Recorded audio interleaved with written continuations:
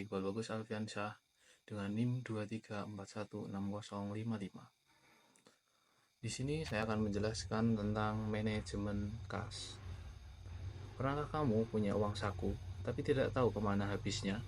Bisa seperti itu jika kasnya tidak dikelola dengan baik. Manajemen kas penting agar bisnis tidak kehabisan uang tunai untuk menjalankan aktivitas sehari-hari. Pengertian manajemen kas. Manajemen kas adalah proses mengatur dan mengendalikan penerimaan serta pengeluaran kas agar perusahaan tetap lancar operasionalnya. Fokusnya memastikan ada cukup uang tunai di tangan untuk kebutuhan bisnis dan investasi. Selanjutnya ada fungsi dan tujuan manajemen kas. Manajemen kas memiliki peran penting dalam menjaga kesehatan keuangan perusahaan. Ada 3 fungsi utama yang perlu diperhatikan. Yang pertama yaitu menjaga likuiditas. Likuiditas adalah kemampuan perusahaan untuk memenuhi kewajiban jangka pendek secara tepat waktu. Manajemen kas membantu memastikan bahwa perusahaan memiliki dana yang cukup untuk membayar gaji karyawan, tagihan listrik, sewa kantor, dan kewajiban rutin lainnya. Jika likuiditas tidak terjaga, operasional perusahaan bisa terganggu. Yang kedua, mengoptimalkan penggunaan kas. Kas yang menganggur atau tidak digunakan secara produktif bisa menjadi kerugian tersendiri. Oleh karena itu, perusahaan perlu menyeimbangkan antara menyimpan kas untuk kebutuhan mendesak dan menginvestasikannya agar menghasilkan keuntungan. Pengelolaan yang optimal akan meningkatkan efisiensi dan profitabilitas. Yang ketiga, mencegah kerugian dan penyelewengan.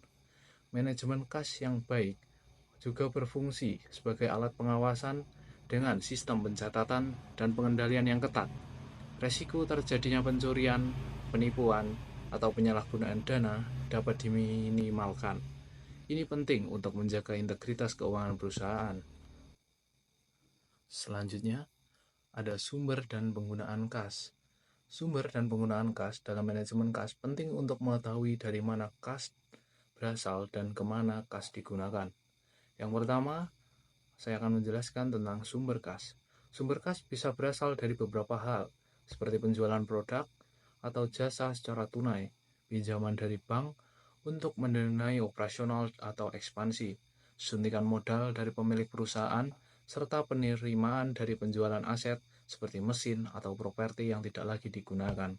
Sementara itu, penggunaan kas mencakup berbagai pengeluaran penting, antara lain pembayaran gaji karyawan dan biaya operasional harian, pembelian bahan baku dan perlengkapan produksi, pelunasan utang serta kewajiban pajak, dan juga investasi untuk pengembangan bisnis, misalnya membeli peralatan baru atau membuka cabang usaha baru. Dengan memahami arus masuk atau keluar kas ini, perusahaan dapat menjaga likuiditas dan menghindari krisis keuangan. Selanjutnya, ada alat dan teknik pengelolaan kas. Yang pertama, ada anggaran kas atau kas budget. Perencanaan kas masuk dan keluar selama periode tertentu, dengan contoh prediksi penerimaan kas bulan depan dan pengeluaran rutin. Berfungsi untuk meminimalkan resiko kekurangan kas mendadak. Yang kedua, ada rekonsiliasi bank. Membandingkan catatan kas internal dengan laporan bank untuk menemukan selisih atau kesalahan yang menjamin catatan keuangan akurat. Yang ketiga, pengendalian internal kas. Sistem tanda tangan ganda untuk pengeluaran kas.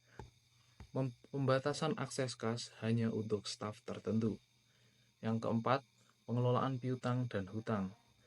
Mengatur waktu kredit kepada pelanggan agar arus kas tetap lancar, dan menagih piutang tepat waktu dan mengelola pembayaran ke pemasok.